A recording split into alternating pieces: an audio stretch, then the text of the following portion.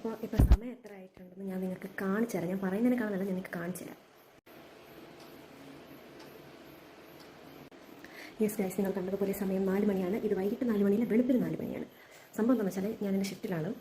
അപ്പോൾ 4 മണിയായപ്പോൾ എനിക്ക് ഭയങ്കരമായിട്ട് വിശക്കാൻ തുടങ്ങി. ഞാൻ എന്താണ് ഇപ്പോൾ അതൊക്കെ സംസാരിക്കുന്നത് വെച്ചാൽ എല്ലാവരും കിടന്നുറങ്ങിയാണ്. അപ്പോൾ നമ്മൾ ആരെയും ശല്യപ്പെടുത്താതെ, ആരും എണീക്കാതെ, ആരും അറിയാതെ വേണം ഇന്ന് എൻ്റെ ഈ വിശപ്പ് മാറ്റാനായിട്ട്. നമുക്ക് എന്തുണ്ടാക്കാം എന്ന് ചോദിച്ചാൽ ഇവിടെ ഒന്നുമില്ല. സാധാരണ ഇവിടെ എന്തെങ്കിലും കാണാൻ കഴിക്കും. അപ്പോൾ ഇന്ന് ഇവിടെ ഒന്നുമില്ല.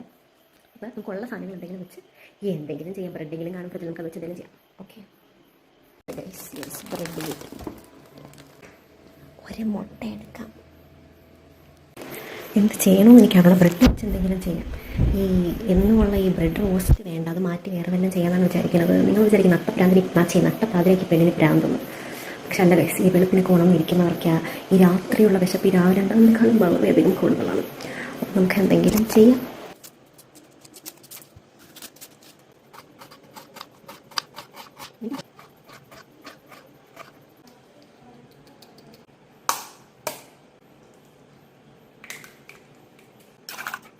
ഇതെന്താണെന്ന് വെച്ചാൽ ഇത് പാലാണ്. പാല് മുട്ടയുടെ കൂടെ ഒഴിച്ച് നമുക്ക് കലക്കാം.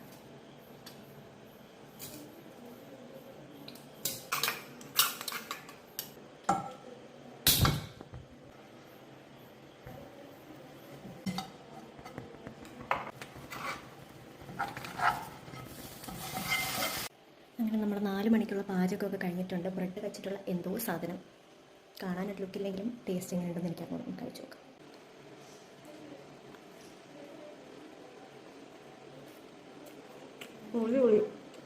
ഒത്തിരി കഴിവൊക്കെ ഇരിക്കുന്നുണ്ടായിരുന്നു.